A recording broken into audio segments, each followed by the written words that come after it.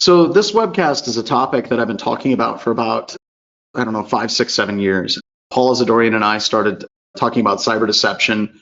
We wrote a book about it, and we wrote a Black Hat class about it, and we've been discussing it. And I like to come back to it as a subject for a webcast at least once a year, just because we have a new influx of people coming into the industry. And we also have people that may have went to an earlier webcast, but they may have questions about how they can get started using cyber deception. Now, just to be clear, whenever we're talking about cyber deception, we are not talking about hacking back. That's a really important point to get across here, because if we are discussing hacking back, the only way that you can actually do hacking back is with a full warrant. You cannot do it legally if you do not have a warrant. So what we're talking about doing right now is increasing the overall work effort that an adversary, i.e. an attacker, would have to expend to try to break into your environment. So kind of setting the stage, I have something before we get started. I want to see if we have some people that are interested. We have something cool that we're working on at Black Hills Information Security. We have 2 major projects. Actually 3 things, and I can talk about the last one at the end of the webcast, but the Cyber Range is one of them, and the other one is the Selkie project. Chris, do you want to talk a little bit about what Selkie is? I know I don't have any slides for it, but just kind of give us a quick overview of what we're doing with Selkie. Oh, happy to. So there's other projects that are kind of in this realm, but we're trying to take a little bit of a different tack with it. So I think most of us are familiar with Sysmon and the cool things you can do with Sysmon as far as being able to monitor running processes on it. We want to marry that together with being able to kind of analyze what's going on in your network. So the concept is you may be looking in your firewall log or your intrusion detection system. You see something that you say, gee, that might be suspicious, that might not, I need more data, and have a very easy way to go out and query a system to be able to see what application on that system actually created that connection. And if it's something you expected to see, great. If it's something you didn't expect to see, ooh, that should be, pause number 1. If it doesn't report anything, but you can see other applications on that system generating outbound sessions, but not this specific one, oh yeah, you've really hit on the fact that you're going to have a bad day. Yep. So that's Selkie in a nutshell. So that's Selkie. I want to show you the Cyber Range really quick. This is the other thing that we're working on. So this is my Kali system in the Cyber Range. Hopefully I typed in my password. I doubt I did. There we go. I hate these MacBook Pro keyboards. They're horrible. So this is in conjunction with the fine folks at MetaCTF. If you've ever been to Wild West Hacking Fest, you've seen this interface for MetaCTF and what they have for a Cyber Range. We're working with them, and they're going to update it here in a little bit, so it'll look a little bit different. But we've set up a Cyber Range where you have a number of different challenges from crypto, recon, web exploitation, reverse engineering, threat hunting, forensics, pen testing, and just general trivia type questions. And you can develop scores, and then you can come onto the scoreboard. It says it's hidden in this particular situation to build up suspense that will probably be up and running a little bit later. So we also have additional resources within the Cyber Range. We're going to be changing this up a little bit. Each challenge will have a link that'll take you to a video discussing the tools and the techniques that would be used in that specific link itself. So this is our Cyber Range. This is what we're working with. I honestly hope I can get a good number of people that are willing to come in and play around with this. Here's the scoreboard. I just brought it up. You can see that we have some people in here like Blah, the Turd Burglars, Brandon Sucks, Giant Killers, The Cloud is Safe, and I'm down here, administrators of BHIS. Now, if you want access to this, we're opening it up to 50 people for 30 days. So if you could type range in the chat window or in the question window, we will take them in order. And the first 50 people will gain access to this for 30 days. And we're trying to stress test it, get some people in playing with it. It's free to all BHIS customers, but we want to open it up to the community as a whole.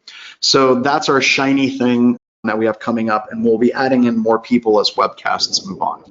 Quick question, John. What's the skill level from what to what? Oh, so the skill level is anywhere from very, very, very basic, just getting started, to more advanced people in cybersecurity. So all the range questions have point values associated with them. So some of the questions are very, very, very easy. So they'll like be, just a general question about, go try to Google search this particular topic and find a picture or look in this email and things like that. They're really basic. And then some of the questions are a lot more difficult, and then they'll have a higher point value associated with them. Like you can see here in the Sylvia botnet attack, it says there may be some merit to rumors about the botnet targeting IoT devices. John Hurt, after all, one of your contacts at a similar company, DNS Industries, has even recovered some source code from the malware. Apparently, it's a list of default credentials to hack its way into internet connection systems. In order to get ahead of this, we need to see if they're in the ICMP products. The flag is the default password for the ICMP product. So you've got to reverse engineer the source code to find the password for ICMP products. So it will meet you. Some of the questions, all of my easy questions are gone. I did those first because they were easy, but it'll kind of meet you where you're at. All right, so let's talk about beginnings of cyber deception. This was a conversation that Chris and I got into yesterday, and it got a lot more meta than I like conversations to get into, but it's something that's been bothering me for a while, and I think we were able to kind of put our finger on it. Getting any sort of budget for any new technologies can be very difficult. We saw this with threat hunting, and then we did the free training, and it exploded with like over 6,000 people registering for the training. I think that shows that there's an incredible desire and a need for new technologies and new approaches, and we kind of tapped into that, and it went viral. So this got into questions about how new things come about.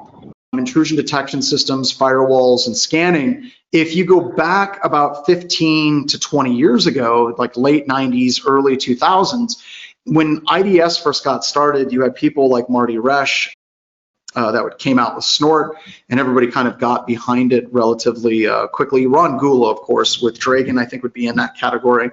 And there may have been other technologies that did intrusion detection-like activity, but it was really Snort that got everyone's attention. Firewalls. The idea of a firewall really took off with Marcus Branham whenever he released the toolkits. He hates it whenever people say he invented the firewall. He did not, but he really kind of invented the toolkit that your firewalls were based on. That's kind of the granddaddy. Scanning would go to Nessus. We had Saint, we had Sarah, we had Satan, and then finally Nessus came out from Renault. And back then it was a really, really small community, and Chris and I were talking how everybody back then was an innovator or an early adopter in security, because you had to be. There weren't just people, sitting in their day jobs doing security really passively, because security as a day job for most people didn't exist. We were systems administrators, network administrators, and security was more of a passion. And when someone released something, it kind of took off like wildfire, and it became that standard. So really the forward movement, when we're talking about the industry and IDS, firewalls, and scanning, came from proof. Snort worked.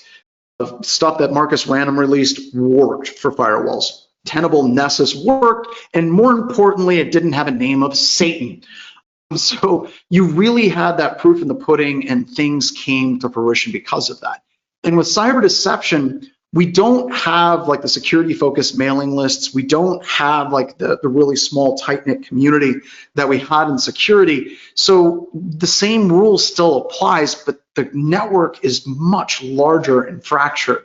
You have Twitter, you have Reddit, you have Facebook, you have all these different groups. LinkedIn, you have all these security professionals all over the place. So there's not this one place where like this infectious idea can take off and spread like wildfire. And cyber deception is definitely something that isn't new, but it still needs proof. And the goal of this webcast is to give you some quick things that you can implement that will help you develop proof. Now, there's some conversations. A lot of this stuff I talked about at DerbyCon, and I realized it was just in one room. We'd never turned it into a webcast, and that's on me. I should have done that earlier. But the problem I have with the conversation of deception is deception technology and active defense tends to fall into two conversation topics. Either the first conversation topic is it's hacking back and it's illegal, and that's garbage. And then the second conversation that comes up is a number of people poo-poo deception technologies because they say no one's using it. So Brian Krebs comes out and he says, number 3, deception technologies are nice, but advisable only if your organization is already doing 99% of the rest of the basic security stuff. As it happens, a lot of really cool tech being advertised at RSA is for a very exclusive audience. And I'm going to come back to Krebs here in a second. And then you have Jeff Moss, who founded DEF CON and Black Hat. He said an interesting question to an audience in Black Hat in Europe last year. He says, I've never had one speaker say that I checked the canary and I reviewed the deception tech and it worked. And then he said, who here is using deception technology? And no one raised their hands.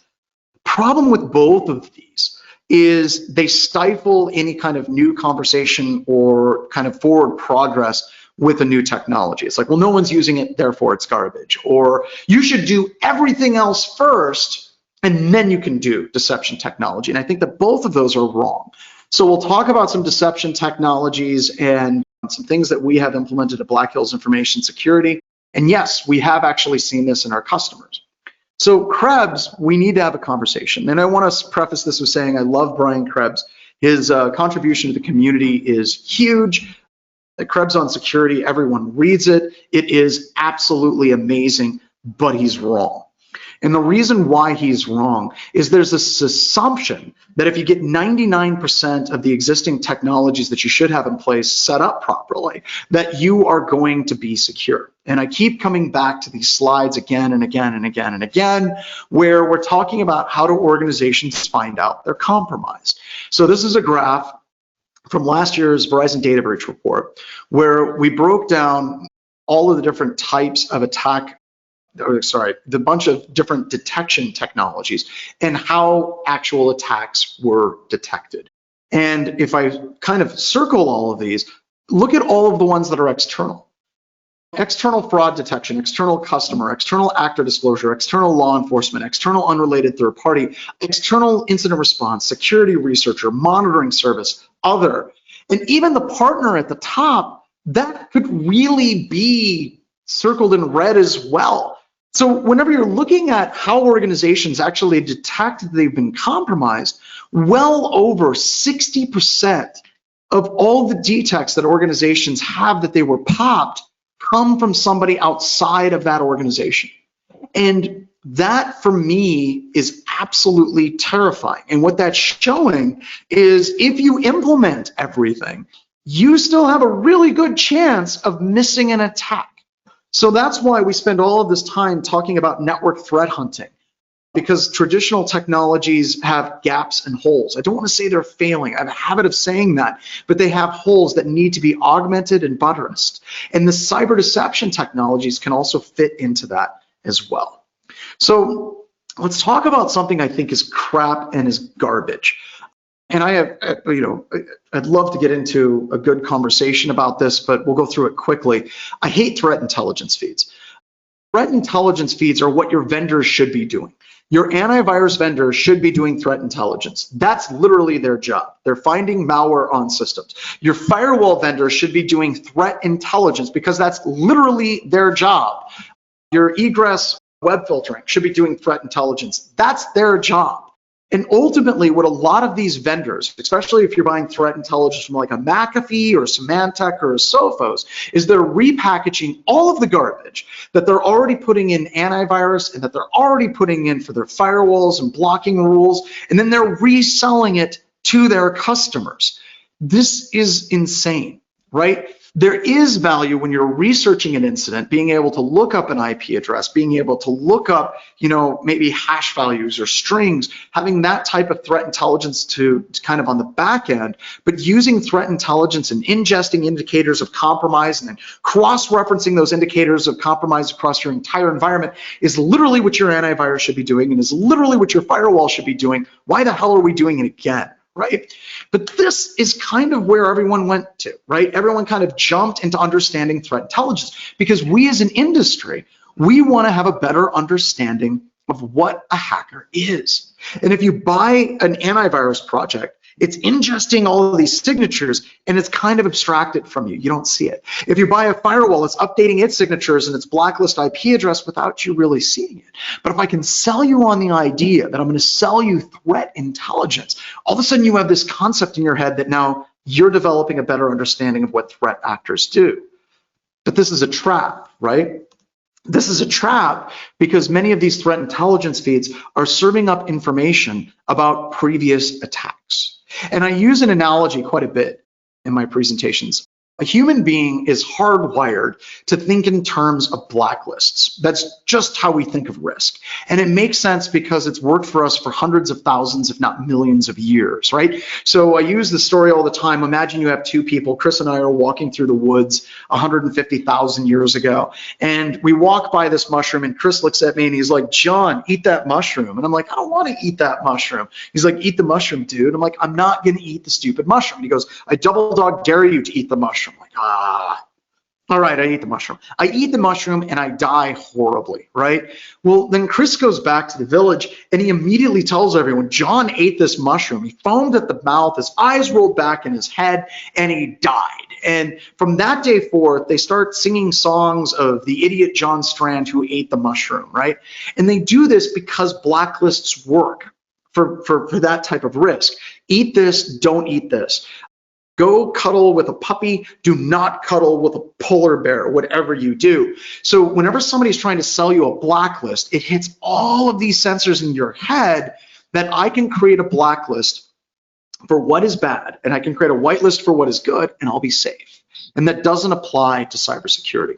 So when we're talking about threat intelligence, I really want you to start looking at these things that I'm going to recommend as recommendations that will give you threat intelligence, not for attacks that happened a month ago or 2 months ago or a year ago on somebody else's network, but what can happen right now or what is happening right now in your organization. So the first one I want to talk about is canary tokens. This is by Thinkist, amazing group of security researchers, really cool. You can do this right now. So a lot of this presentation is going to be straight out of canarytokens.org, and we'll talk about ADHD. And ADHD has a local canary tokens server installed on it. Let me show you ADHD. So if we go to ADHD, we log in with the password of ADHD. ADHD is available at activecountermeasures.com. Anybody can pull it down, and then you can play along. And if you look in the ADHD usage document on the desktop, by the way, the password is ADHD. And you go to attribution, we have a number of different tools. You can run Canary Live or Canary on the local system. So this is built into ADHD already, so you guys can play along with it. So the idea of canary tokens is that you can create a number of different artifacts that as soon as an attacker interacts with it, it will automatically beacon back. So think of these as tripwires. You can put them in a variety of different places around your environment. And if an adversary interacts with that file, interacts with that service, interacts with that share, interacts with that website, it's automatically going to alert you that this IP address is doing some shenanigans. So if we tie this back to threat intelligence, this is actually like real threat intelligence. This is telling you not what's happening for an attack against an environment a month ago. This is telling you what is happening on your organization right now. So let's go ahead and let's jump in. But before we do, I put up the link here for ADHD. So Jason, do we have any questions? Nothing right now that stands out that you haven't answered or addressed. So you can keep going. Very good. So if you have any questions, please type them in. So this is where you can get ADHD. You can also get ADHD from active countermeasures as well. So let's go through some attack scenarios, right? Let's say you're an attacker and you're doing recon and you want to find out everything about an organization before you actually attack that organization. And we're looking at the cyber kill chain. So God help me, I want everyone to know I'm going to start using cyber kill chain to describe things in backdoors and breaches. I'm going to describe cyber kill chain as it applies to this because I've lost all capability to stop the cyber kill chain like Juggernaut. So can't beat them, join them. So when you're looking at cyber kill chain and we're looking at the methodologies, the methodology really starts with recon. How can I find out all of the different points that I can attack on an organization? Now, going through full recon is outside of the scope of this particular session, but you get an idea if you just Google recon. So let's go through how we can mess with the attacker's ability to do proper recon. So one of the things that you can do in Canary tokens, and if I can go to Canary tokens right now, I can show you.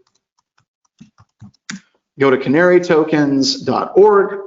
I can drop this down and I can say I want to find some AWS keys. So where is it? There we go. So I can go AWS key and I can put it in an email.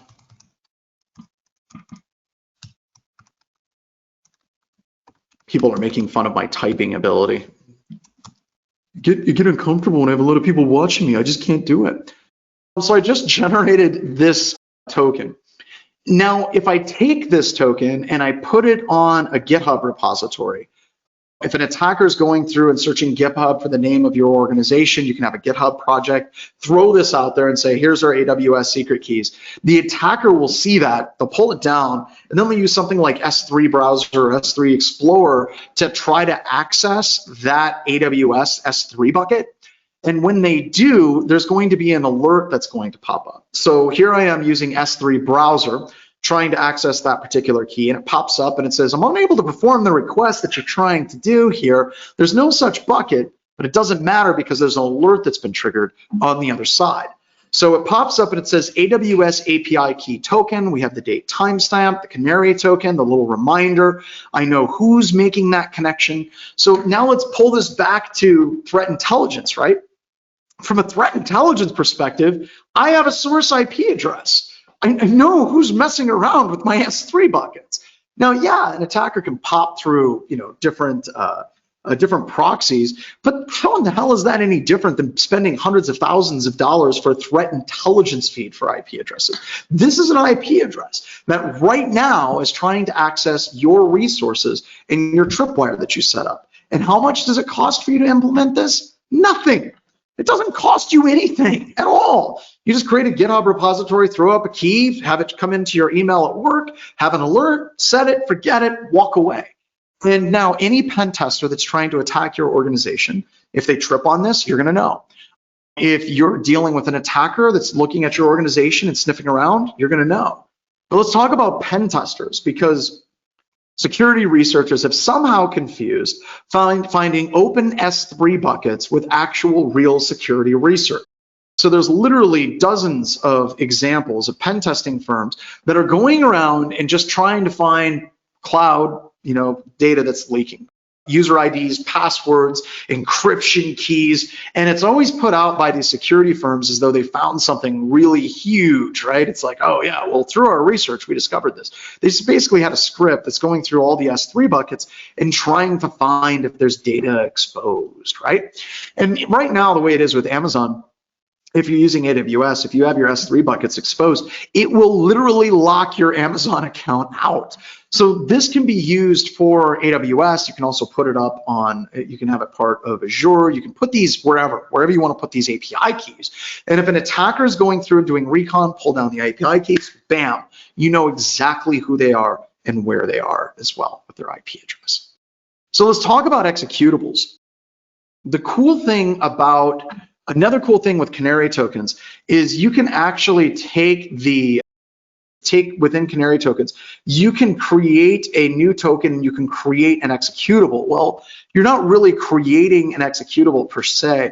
What you're doing is you're uploading an existing executable and then you're backdooring that executable. And we'll talk about how you can do this, but if you kind of start thinking in terms of what types of executables could I use to generate a really enticing snack for an attacker that they would probably run that executable, you're probably thinking in the right area, right? If we start looking at like vpnconfig.exe, or we start looking at sysprep.exe, there's all kinds of ways that you can create an executable that looks legit and the attacker is totally going to run that. So this is the way you set it up. You set up a custom executable.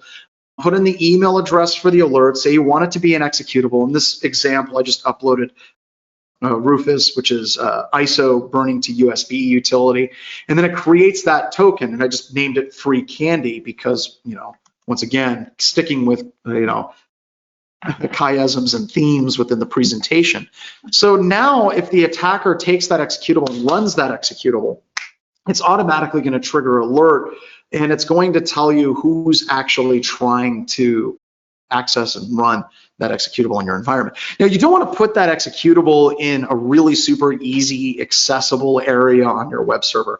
You would want to put it under, a share that has robots.txt saying no index, no follow, disallow. And you want to say, don't go to that directory in robots.txt, and make it something that's not directly hooked up for your user population, like not off your main website. An attacker that's going through will automatically look in robots.txt, look for sensitive directories like help desk, and they're going to go to that directory, and then they're going to see free candy. They're going to be like, free candy, that's awesome. And they're going to try to run it. Great, now you've got an alert from them. And we love it at BHIS. I'll show you a report finding that we love putting in whenever we have customers using cyber deception. But it makes my heart glow when my pen testers are like, hey, this customer, we're on a red team, and they totally found my IP address at home or the IP address of the VPN at BHIS. That means it's catching on.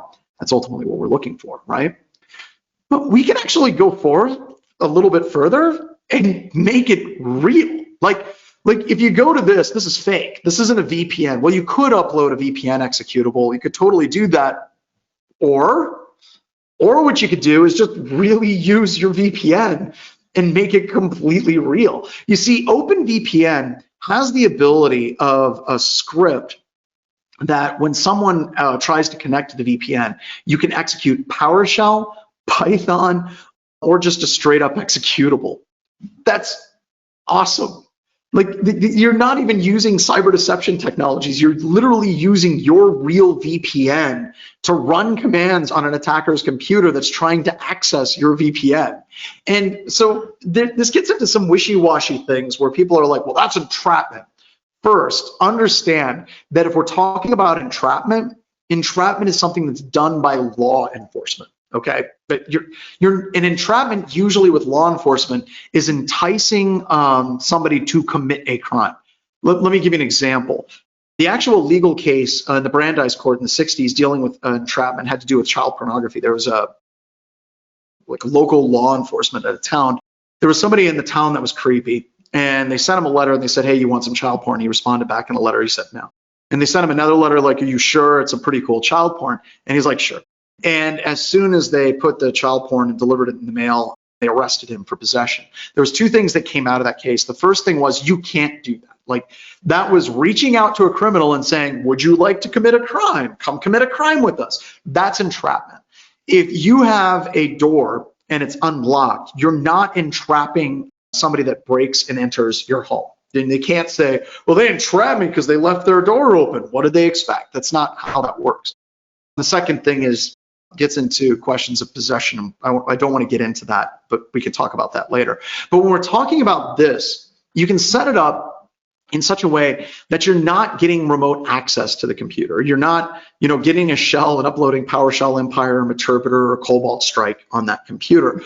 No, what I would do is just get system name, get the IP address, get the version of the operating system, who's logged in, and maybe wireless profiles, and that's it. And the cool thing is you can do that for all your users that are accessing your environment, not just on the attacker. Then it's not targeted. It's just something you do to validate the security of a system when it connects in, and that's defendable in court. So we could totally do this and make it real. Once again, none of this is hard. None of this is illegal. None of this is this huge lift for an organization.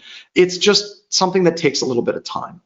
So how will we do this? Well, we talked about robots.txt, right? And we can actually put inside of an executable where we can do NetSH WLAN show networks mode BSSID.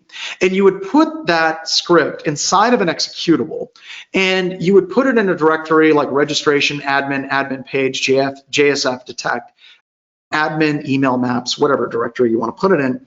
And when an attacker goes to that page, they pull down the executable, it does a wireless site survey. And we'll talk more about wireless site surveys here in just a little bit, but with the wireless site survey, it's going to find all the access points that are near them. And that can be used for very solid geolocation of an attacker.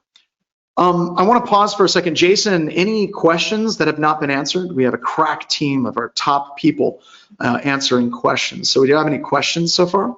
There's one. Is ADHD something you place off premises? Whenever you're running ADHD, you can run it on-prem, you can run it off-prem. It's really up to you, but you're going to want to go through and secure it. If you look in ADHD, there's actually a log in real quick. You have credentials, and ADHD lists out all the default credentials of all of the different services, like Decloak, user, ADHD, Beef, ADHD. Web Labyrinth username is Web Labyrinth user, WebBug server. If you use this, you're going to want to go through and actually change these credentials. And all of those credentials are actually listed in the credential file of ADHD. So I hope that answered your question. All right, if there's no more questions, I'll keep going. Otherwise, Jason can just jump in. Oh, go ahead, Jason, what do you got? Is there a recommended opinion where you place honeypots and which ones generally work better in your network? For example, like high interactions ones or something. So I recommend staying away from high interaction honeypots. High interaction honeypots are the land for college students going for their master's degree and they want to collect an attack because they've never seen a real attack. You really want to focus on low interaction honeypots. And all the honeypots that we've gone over here are what we put in the category of low to medium interaction. So you want to reduce the work effort that you have to put in place to get these things running and get them running properly. And you don't want to have to do love, care, and feeding for the honeypots all the time. That's a great question. And where you should put them? Everywhere. Put them everywhere. They should be on your DMZ on your servers. They should be on file servers on the inside of your environment in the form of Word documents. You should run honeyports on external servers and port spoof on external servers, on internal servers. You should run them everywhere. And this is a clarifying question. So we can use Python, PowerShell, and our VPN to grab information on who used the .exe. Apologies if I misunderstood. Yep. It's for whoever's logging into the VPN. So you can create it as an executable outside of your VPN. If I was going to do this OpenVPN trick, I would stand up OpenVPN on a separate server and call it vpn.hackedcompany.com and have it completely separate from my organization, but have the logging and the alerting and the scripts running for anybody that tried to access it. So you've created this little pitfall for an attacker as far as a honey service whenever it comes to a VPN that's capturing and intercepting and running commands on the attacker's computer system. I got one more. Yeah. It says, I understand that tokens are not hacking back, but leaving artifacts or command history on a potential attacker's machine is bad, no? You're actually not leaving any commands. You're leaving an artifact. There'll be a file. But the cool thing about this is with this command, it's too late. The cat's out of the bag at that particular point. Whenever you're talking about an executable, it's just a DNS lookup. When you're looking at the AWS keys, you're not really leaving any commands. It's their own service, in this situation, S3 browser, that's making the connections back. The Word documents are doing image source tags. So the actual artifacts on the attacker system are incredibly, incredibly minimal when you're dealing with low interaction honeypots. You're basically just trying to get them to connect back. Further, whenever you're talking about this from a philosophical perspective, whenever you're doing cyber offensive operations, for like a nation state or a hacking group, well, the one key rule is don't get caught. And what happens as soon as an attacker sees that they may have been outed by an IP address or outed by geolocation or outed, or even if these technologies are being used at all, even if they didn't fall into that trap, I want you to think about how that would change your mindset if you were launching an attack in an organization. If you're launching an attack in an organization and you come across a document that beacons back, or you come across an executable that beacons back, now everything in that environment is dangerous to you. Now, how does that change your approach as far as being an attacker? The vast majority of attackers, especially at the nation state level, will move on to an easier target because the risk is far too high to the organization and to the attacker for them being outed and basically discovered. So, any other questions? So my interest is IoT. Any specific strategies for IoT honeypot approaches? Yep, there's a number of different honeypot approaches. One of my favorite utilities is actually in ADHD. Let me go over here. And if you go to annoyance, there's a honeypot in here called Keepo. And there's another one in here that we can talk about Cowrie is the newer version of Kipo. Kipo has some really cool things that Cowrie doesn't have yet. But Cowrie is the newer version, but it allows you to emulate an SSH honeypot or a Telnet honeypot.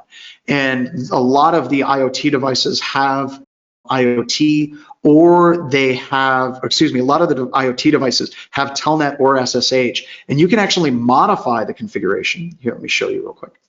We CD into opt Kipo, and then we ls and we CD into text commands. Here, let's go to bin. You can actually modify these different, the output of these files. So if you look at mount, if they run the mount command, this is what it's going to pop up. And you can actually modify that particular executable, and you can make that executable run a different output. ifconfig isn't all that interesting. But all of these commands are here, and they're in text commands, and then utils are there as well, that you can play around with the attacker as well. So you can actually modify Kipo and Cowrie to match your IoT device of your choosing. Good question. We'll do one more and then get back to. Yeah, let's do it. So a theme and multiple medium honeypots could be a good combination for threat intelligence in the environment. Yeah, absolutely. We'll talk a little bit about what we're doing at BHIS, and I know Kent and the systems team get a little nervous when I talk about this, but we are running honeypots on the edge of our network, and we have that dumping into Elasticsearch or Logstash, Elasticsearch Elk stack for pulling in that data and tracking it. So, good question. So I'm going to move on. This is one of my favorites.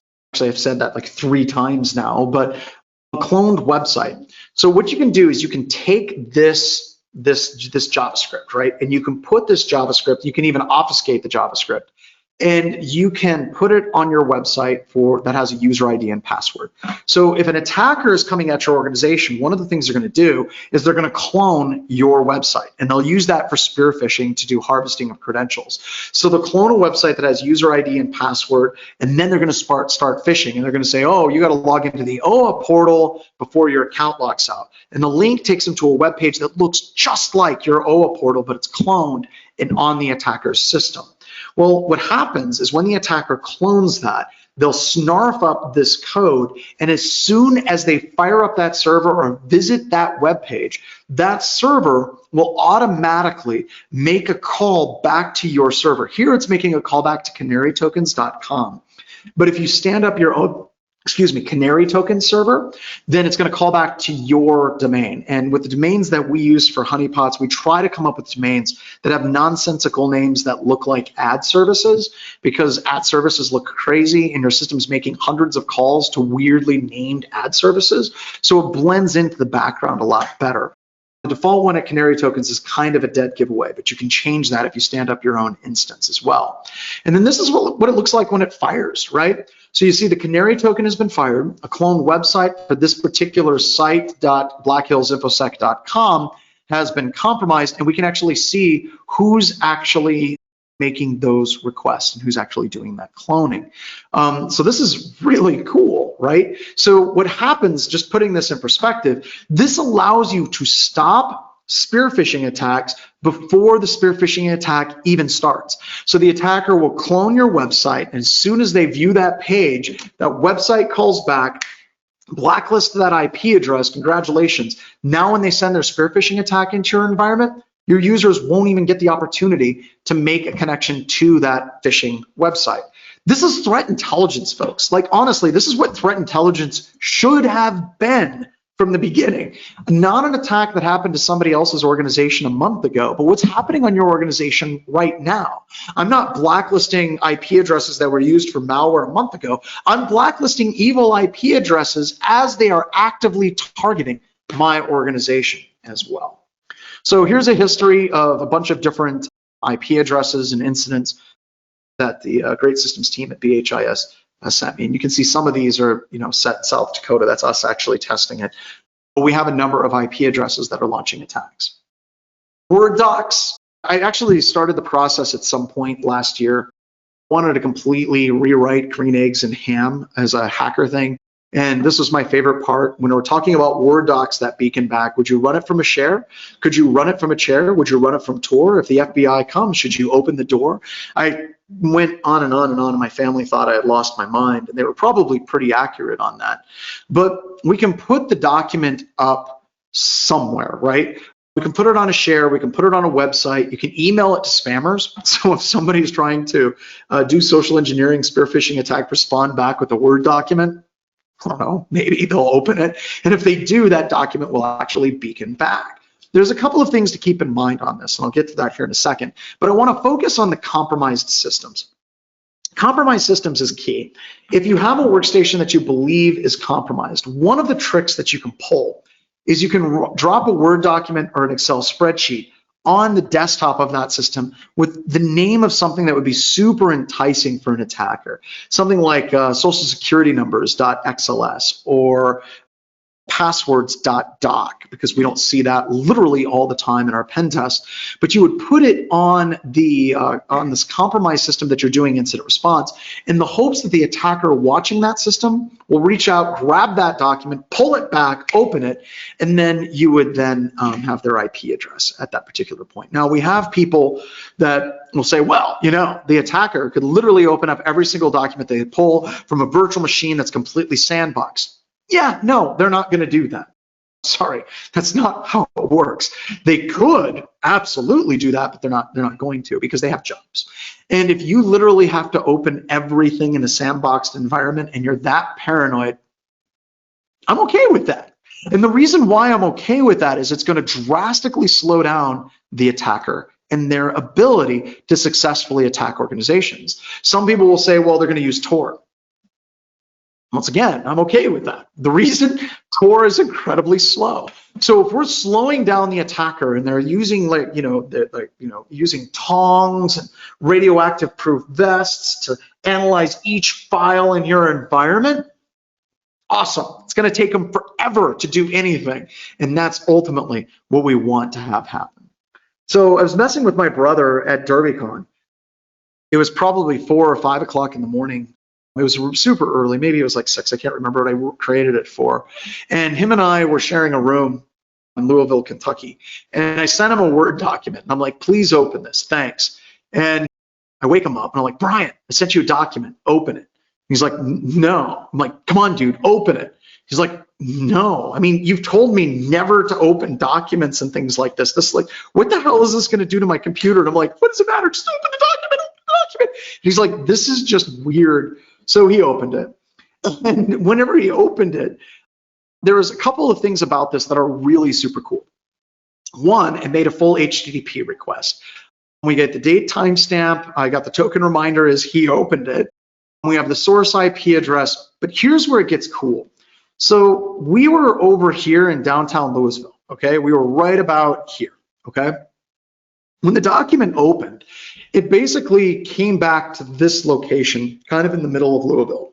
And what's weird about that is that was not quite where we were at. I mean, it's not bad, but it's probably about 4 miles off from where we were over here. Now, this is where a lot of people get freaked out about cyber deception. They're like, yeah, you know, the IP address isn't going to be very accurate because the IP address is just going to put you to the centralized location for the DHCP pool. And they're right, absolutely right.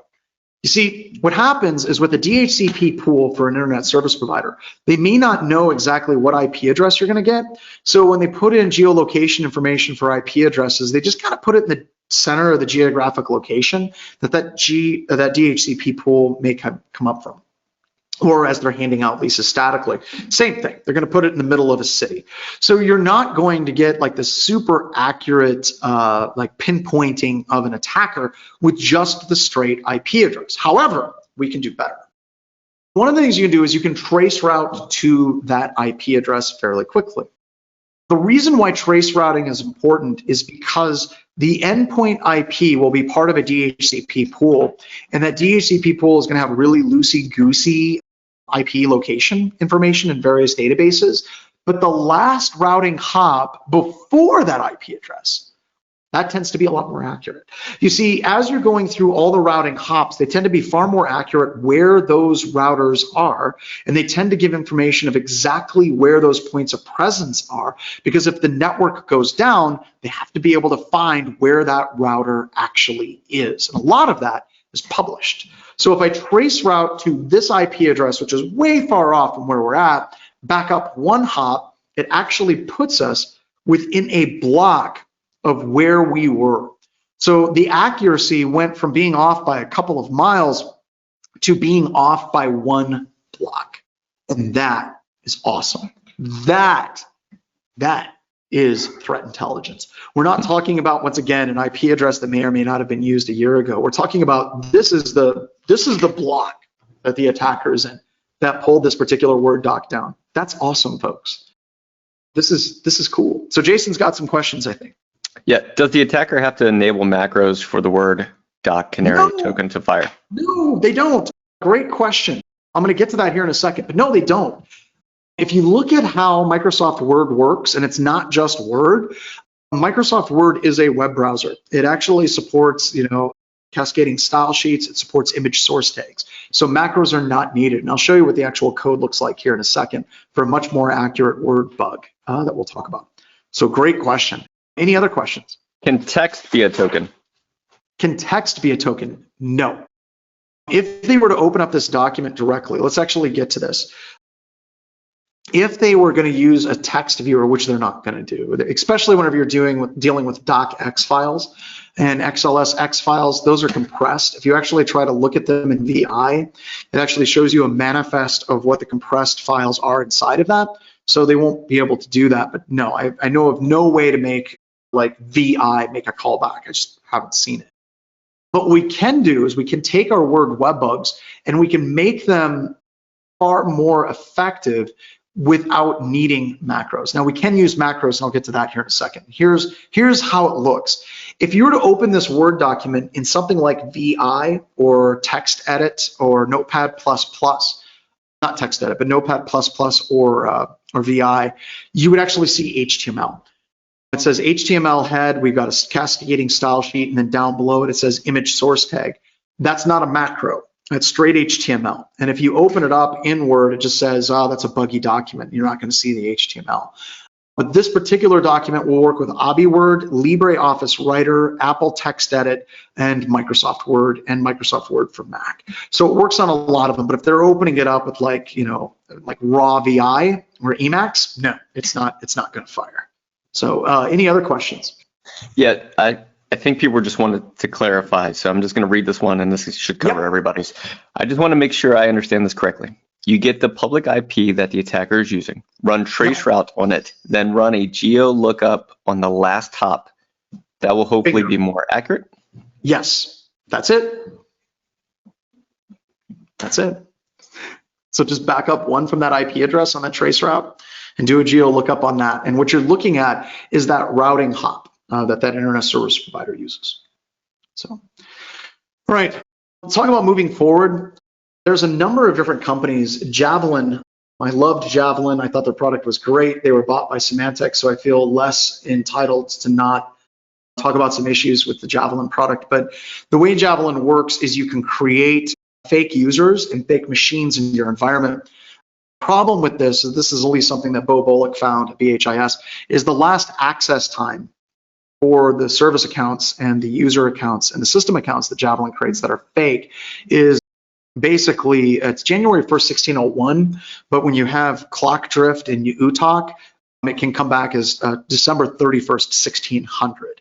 So that's one of the dead giveaways. But what I want to do is talk about how you can do Javelin for free, because why spend money if you don't have to? Once again, I've got the shirt, proudly sucking at capitalism, so let's keep going. So you can create a Honey user in your environment. In this situation, I'm creating an administrator account. I'm naming it admin.adm administrator. I'm making sure that its login hours are set to none. This is critical because you don't want the attacker actually to log into this account ever. You just want it so they see the account, they maybe try to authenticate, and then we can generate an alert in a SIM. So the login hours are completely shut off for this particular account. So if we run something like curb roasting, we can also detect curb roasting. I can't remember what product this is, but we had a customer that basically said, hey, somebody's trying to run curb roasting. This may have been a Canary product. that can be really useful for popping up and saying someone's launching Kerberoasting, because Kerberoasting is one of those default attacks that every pen tester is going to do, and we can detect it. So here's a customer that detected it. Cred Defense Toolkit. What was that, Derek? Cred Defense Toolkit. Was this from Cred Defense Toolkit though? Yeah, I wrote this. Okay, well that makes a lot more sense. See, we actually had a customer using your tool against us in a pen test. And caught me. You want to talk about that a little bit more? I mean, it was just essentially setting up a Honey SPN, not an account, a fake SPN that no user would ever look for, and then ingesting all the event logs and ingesting event logs and alerting on. I can't remember the exact ID. Dude, I didn't know that this was you. I was just going through the reports and pulling out examples. Yeah. I didn't know this was you. Me and Brian and Bo wrote it to go to DerbyCon, actually. We were like, how can we go to DerbyCon? We need to do a talk. What we should do? We should write something that catches us. And then we had customers start using it. Yeah. So we've had a couple of different updates recently, but here's the Cred Defense Toolkit that he's talking about out on GitHub. And then we also have a blog on the Cred Defense Toolkit. It does a detection of Kerberoasting. It also has some password filters that Brian Furman wrote as well. So check out the Cred Defense Toolkit. So that's awesome whenever we get caught by our own tools.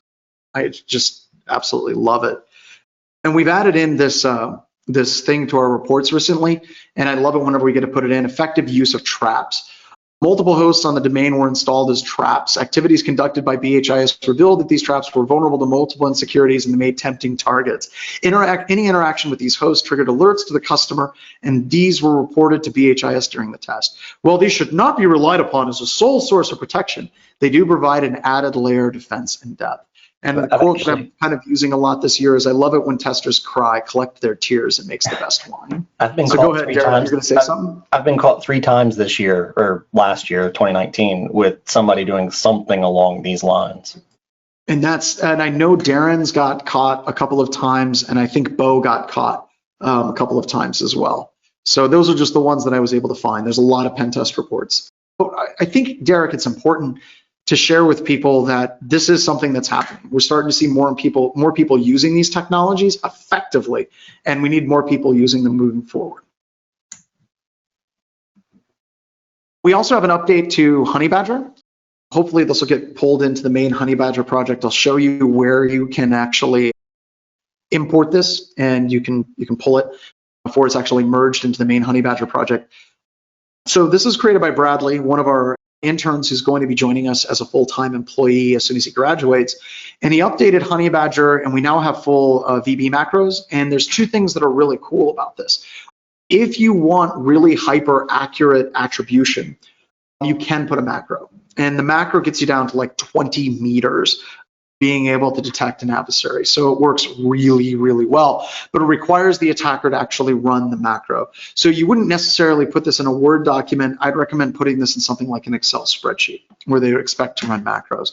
The other thing that you can do is you can actually convert this to a standalone executable with something like Mono, just to basically compile it down. And then you can create an executable, call it your VPN config, merge it with other ones if you want. So here's the instructions on how to compile it with VBC and Mono, and it'll automatically drop the executable, and it'll put your location. In this situation, it put us right on top of the hotel where I was staying, and it got us accuracy within 77 meters. And that was actually a little bit more accurate. It was a guess that it was 77 meters, but it literally put it on the middle of the Marriott, and we were right here in the middle of the Marriott. So it was a little bit more accurate than just the straight 77 meters. And of course, you can get it here. So go ahead and check it out and try using it. It will require a Google API key. That is something you're going to have to set up with it. It used to be that the API was completely open and free, but Google started getting a little bit weird, and they're now forcing people to get registered API keys for Honeybadger to actually run. And what it actually does is it runs a wireless site survey and pulls that information. So back to threat intel, and I know everyone gets uncomfortable whenever I talk about this. I'm probably going to have it on my tombstone that threat intel was crap. But this is threat intelligence, right? We want to learn about attackers. We want to improve defense. We want to increase awareness. Can we do that cheaper and better with deception technology? with actual attacks literally on your network, not attacks on someone else's network. That's what we've all been trying to get, folks. And now we're finally able to get to do that. And ADHD has all this stuff built into it. You can download it, you can run it. So please give it a shot, implement it in your environment. Because when we're talking about changing trends in information security, it requires us to generate proof. And as Derek was talking just a couple of seconds ago, with his tests, he said like 3 customers had ran this and caught him last year with his own tool that he wrote. And we have a number of other people that are using these tools. And I'm telling you right now that it's one of my favorite phone calls whenever I have customers call me up and say, yo, we caught your pen tester. We caught your pen tester using deception technology that you talked about in a webcast, that your company wrote, or something that's in ADHD. That's beautiful. If you're going to fail, you want to fail that way in your life. And I'm perfectly happy failing if we're in the middle of a pen test because a customer was using deception technology techniques that we've talked about or stuff that we've written. And how we use it, this is an email from Ken. I don't think much of these in their own, like initially there was a bunch of IP addresses. However, they all seem to have geographically correlated. We figure we should let you know if you want to look specific value. Targeted fish originated from the Netherlands, from this particular IP address. This is great, right? We now knew that somebody was trying to attack us from Antwerp. I actually think I went on Twitter and I said, the people that are trying to attack us from Antwerp, I want to say hi. And I actually got a DM from a disposable Twitter account that was like, how the hell did you know? That could be crap, right? That could be just somebody being goofy, but it works, folks. It works. Use it. Get it out there. So I want to open it up to questions. I'm going to close out the slide deck and I will open it to questions from the group. Does anybody have any questions at all? Start typing them in. Well, people are typing their first questions. DHIS is starting up a new service, Hunt Teaming Operations Center. It's not a SOC or an MSSP, but we actually deploy AI Hunter on your environment. We manage it, we watch the alerts, and we give you actionable intel saying, hey, this IP address is beaconing all the time to Kazakhstan or the Netherlands.